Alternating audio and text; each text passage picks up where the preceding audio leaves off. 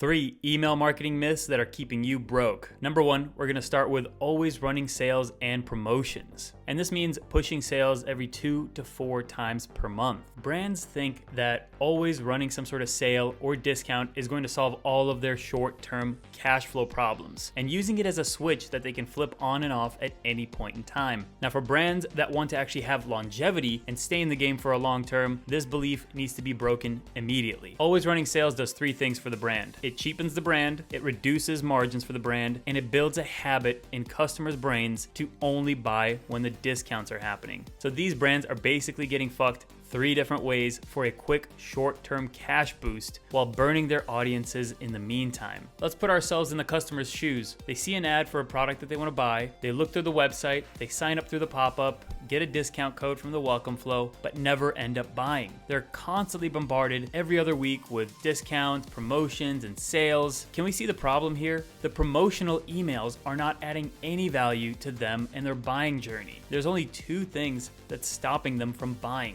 There's the lack of belief in the product, and then the price of the product. Now, most brands go for handling the price objection by always pushing discounts and sales, instead of building trust with their subscriber because it's easier. The subscriber won't buy anything if they don't believe that the product is actually going to work for them, no matter how deep the discount is. Now, if I'm shopping for t-shirts and I'm a size medium and someone is selling me an extra small t-shirt, there's no discount in the world where it would make sense for me to buy that product. Even if I exercised and dieted, that shirt will never fit me. And the same thing goes for the subscribers and customers that are on these lists. What we want to do is dig a little bit deeper into the core problems that the customer has. Pain points, dreams, fears, desires, and focus on crafting actually good emails that handle the 3 biggest objections that a potential customer might have. Because if a product solves the right pain point or is such a perfect fit for their use case, the subscriber doesn't care if the product is on discount. They will buy regardless. Moving on to myth number 2, more flows do not equal more revenue. After auditing hundreds of email accounts at this point, too many flows comes down to 2 main issues. It's either having 20,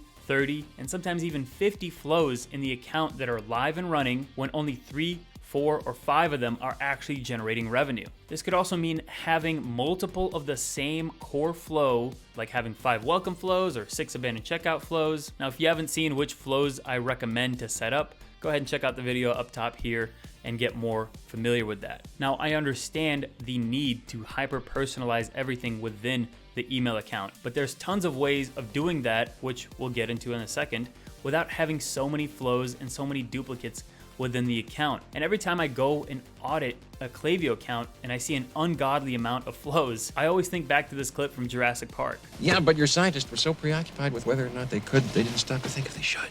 Now, most brands have a set it and forget it mentality about flows and automations, which is true to an extent, but that's where the problem lies. They set up a flow and it lingers in the account, getting a handful of contacts to go through it a month, or even worse, maybe no contacts at all. And all of that leads to 3 big problems within the account.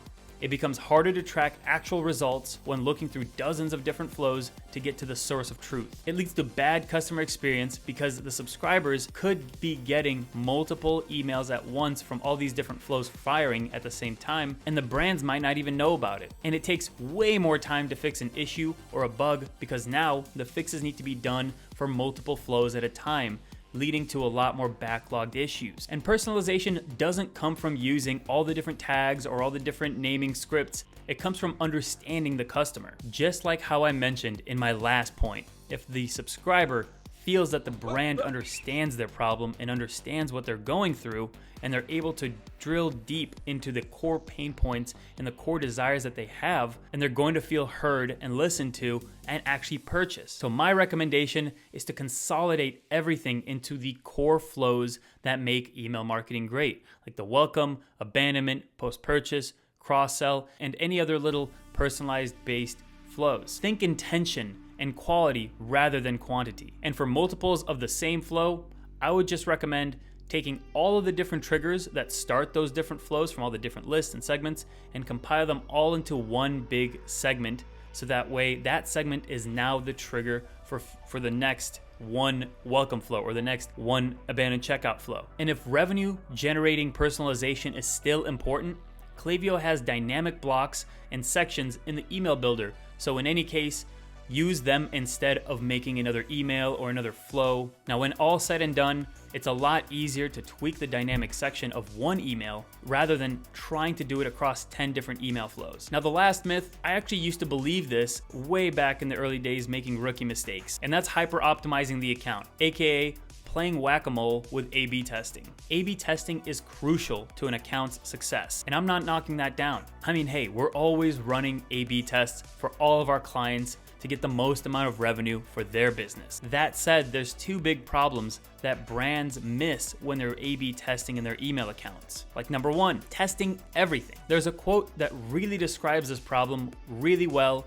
by Maslow. If the only tool you have is a hammer, you tend to see every problem as a nail. Brands get so caught up in testing that in the end, it just turns into a goose chase with a lot of work and not much to show for it. And all that leads to diminishing returns after months of testing, only leading to a few $100 increase, whereas that time could be spent way more effectively on more productive tasks like crafting better emails, getting to understand the customer better, and see what actually appeals customers to the brand. Then the brands would be swimming in revenue because they've understood what sells the customer. When brands get carried away like this, they tend to lose A/B testing common sense, which leads into problem number two, having multiple tests run at the same time. Testing multiple things at the same time in theory is the most efficient way of going about it, but it's exactly here where brands start to muddy the water and come to conclusions about a test that may not be that accurate. Let's go back to science class. When we test for something, we always need to have at least one variable and one control,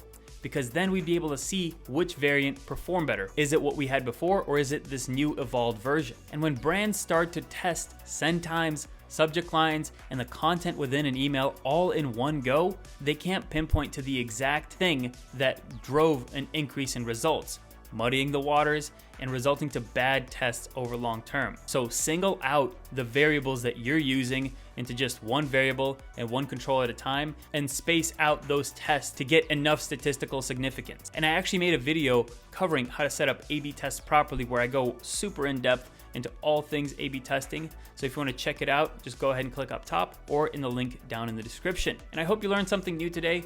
And if you liked the video, hit the like button. And if you want to see more videos like this, hit subscribe down below. And I recently made this video right here, and I think you're gonna love it.